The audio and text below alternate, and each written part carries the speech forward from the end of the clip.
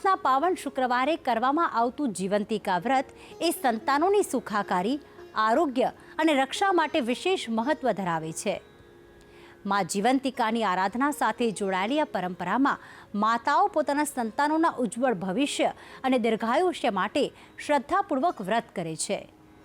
તો આવો જાણીએ જીવંતિકા વ્રતનો મહિમા, પૂજન વિધિ અને તેની સાથે જોડાયેલી ધાર્મિક માન્યતાઓ.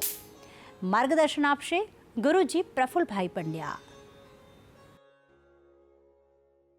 જજાગ્રતો દૂરમુદૈતિ દૈવં તદુષુપ્તસ્ય તથૈવૈતિ દૂરંગમન જ્યોતિખાન જ્યોતિરેકંતન્મે મનઃ શિવ સંકલ્પમસ્તુ. જય ભગવાન મિત્રો, હું છું પ્રફુલભાઈ પંડ્યા. ભક્તિ સંદેશ કાર્યક્રમની અંદર આપનું સ્વાગત છે. દર્શક મિત્રો, આજે વાત કરવી છે મા જીવંતિકા માના વ્રત વિશે.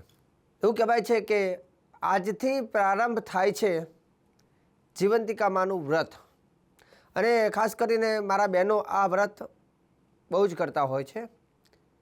કેમ કે જ્યાં જ્યાં આપણને આજના દિવસે લાલ રંગના વસ્ત્ર દેખાય એટલે કે વસ્ત્રથી ખબર પડી જાય કે જીવંતિકા માનું વ્રત કર્યું છે.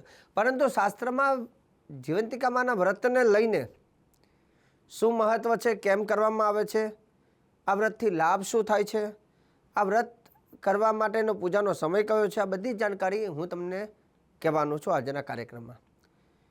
મિત્રો, ખાસ કરીને આજે જીવંતિકા માનું વ્રત ચાલુ થાય છે ને આજે જો તમે આ વ્રત કરવા માગતા હોય તો વ્રતનો જે પૂજાનો સમય છે સવારના 6 વાગ્યાથી માંડી અને સવારે 9 વાગ્યાને 30 મિનિટ સુધીનો જે સવારની 2 હોરાઓ છે, શુક્ર, બુધ અને ચંદ્ર, આ હોરાઓ પૂજા માટે શુભ સમય છે.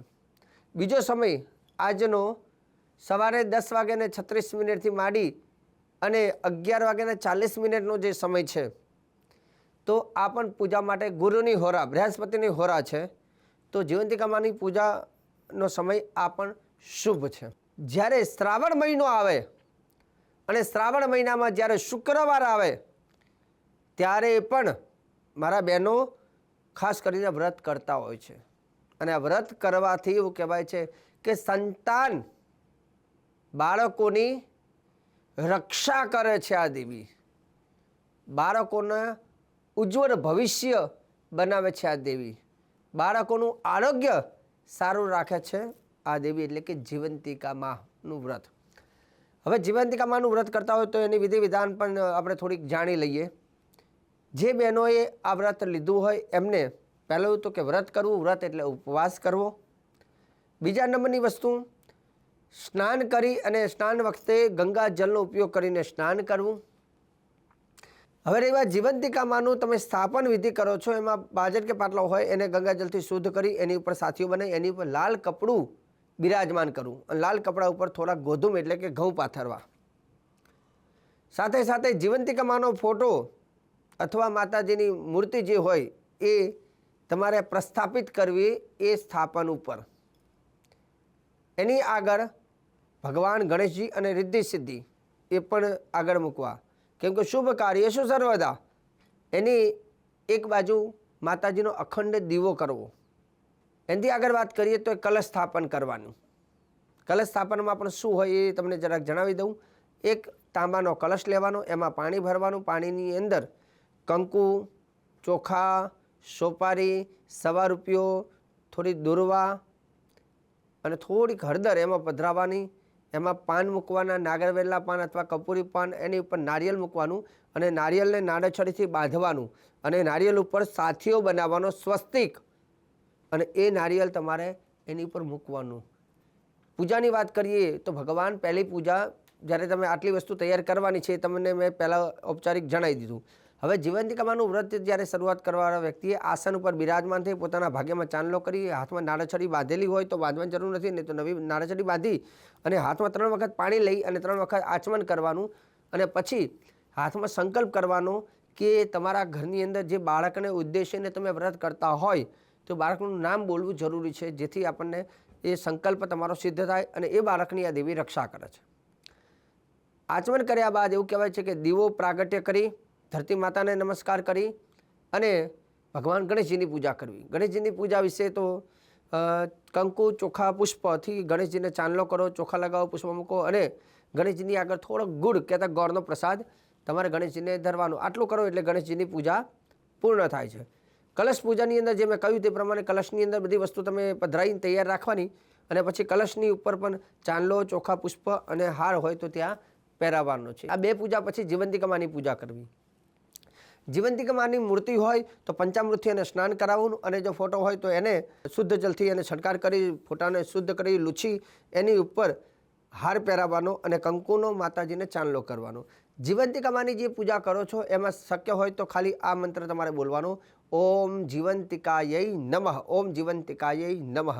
હવે રહી વાત કે જે બહેનોએ વ્રત નથી કર્યું અથવા વ્રત પૂરું થઈ ગયું છે અને શુક્રવાર આવ્યો છે તો એમને પણ કહી દઉં કે તમે તમારા ઘરમાં તમે વ્રત નથી કર્યું અથવા પૂરું થઈ ગયું છે અથવા ઉજવણું કરી નાખ્યું છે તો તમારે એક નાનકડો મંત્રની એક માલા કરશો ને તો આ માલા એવું કે શ્રાવણ માસમાં શુક્રવારના દિવસે આ માલા કરવાથી પણ તમારા બાળકોની રક્ષા થાય છે.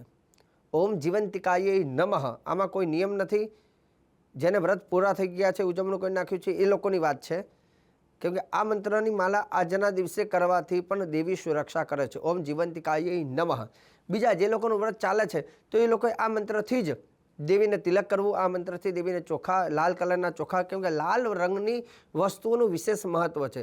પૂજન કરનાર વ્યક્તિએ પણ લાલ રંગના વસ્ત્ર ધારણ કરીને જ પૂજા કરવાની છે. લાલ ચોખા, લાલ પુષ્પથી દેવીને આ પૂજન કરવાનું છે. એમાંય શક્ય હોય તો ઓમ જીવંતિકાય નમઃ એ મંત્ર બોલી 11 અથવા 21 લાલ પુષ્પ તમે દેવીને અર્પણ કરી શકો છો. હવે રહી વાત કે દેવીને પ્રસાદમાં શું ધરવું, તો જીવંતિકામાંનો જે પ્રસાદ જે છે એમાં ખાસ કરીને ખાંડનો શીરો તમે અથવા સાકર એ માતાજીને પ્રસાદમાં અર્પણ કરી શકો. પ્રસાદ જ્યારે દેવીને અર્પણ કર્યા પછી સાથે સાથે એક ધૂપ બત્તી હોય ધૂપ કરવાનો, માટીના કોડિયામાં દીવો કરવાનો અને દીવો કર્યા બાદ આ દેવીની જે વાર્તા છે, કથા છે એનું શ્રવણ કરવું, એને સાંભળવું અને નાનકડી માતાજીની આરતી કરવી. હવે રહી વાત આ વ્રતના અમુક નિયમ છે, નિયમને પણ પાળવા જરૂરી છે.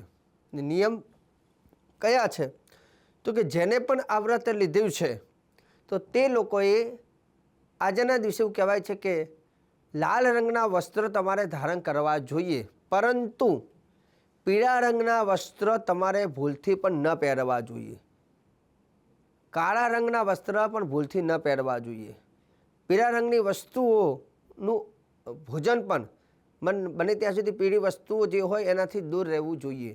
આ વ્રત લેવાવાળા વ્યક્તિ પણ ખાસ કરીને બહારનું અન્ન અથવા જલ ગ્રહણ ન કરવું જોઈએ. જે લોકોએ આ વ્રત લીધું છે એ એકટાણું કરીને આ વ્રત પણ સંપન્ન કરી શકે છે. આ વ્રત કરનાર વ્યક્તિએ કોઈની નિંદા ન કરવી જોઈએ.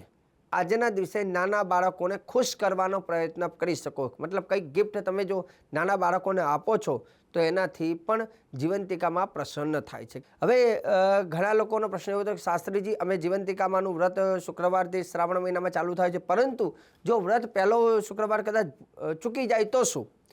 તો જે લોકો શ્રાવણ મહિનાનો પહેલો શુક્રવાર ચૂકી જતા હોય વ્રત, તો શ્રાવણ મહિનામાં બીજા પણ શુક્રવાર આવતા હોય, તો પહેલો શુક્રવાર ચૂકી જવો તો બીજો શુક્રવાર તમે લઈ શકો, બીજો ચૂકી જવો તો ત્રીજો લેવાનો, પરંતુ શુક્રવારના દિવસ જે છે એ એક દિવસ આ જીવંતિકા માનું વ્રત કરવા માટે આપ લઈ શકો છો.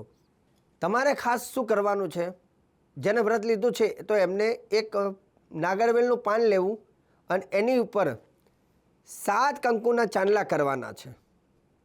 અને જેને વ્રત સંપન્ન થયું, ગુજમણું થઈ ગયું છે એને પણ આ વસ્તુ કરી શકે.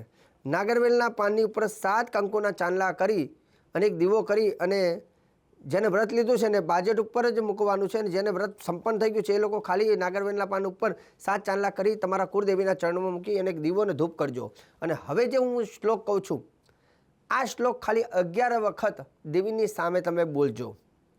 શ્લોકની અંદર લખ્યું છે ઉમા ગૌરી શિવા દુર્ગા ભદ્રા ભગવતી તથા કુલદેવ્યશ્ચ ચામુંડા રક્ષંતુ બાલકમ સદા. રક્ષંતુ બાલકમ સદા. હે માં, બાળકની સદૈવ રક્ષા કરજો.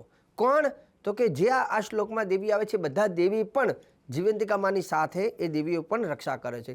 તો દર્શક મિત્રો, આજ ખાસ કરીને માં જીવંતિકા માના વ્રત હતું, એટલે આજે માં જીવંતિકા માનું મહત્વ, પૂજન, સમય અને વિશેષ ઉપાય આજે મેં તમને કહ્યું છે. અને આગળ પણ ભક્તિ સંદેશ કાર્યક્રમમાં હું પ્રફુલ્લ પંડ્યા શ્રાવણ માસમાં અનેક જાતના ઉપાય, અનેક વિધિ વિધાન, અનેક રહસ્ય અને અનેક મંત્ર વિશે પણ મારે ચર્ચા કરવાની છે. તો ભક્તિ સંદેશ કાર્યક્રમ એ તમારો કાર્યક્રમ છે અને સદૈવ આ કાર્યક્રમને આપ નિહાળતા રહ્યા છો અને સદૈવ આ કાર્યક્રમને નિહાળતા રહેજો. મને આપી દો હવે તમે રજા. જય ભગવાન.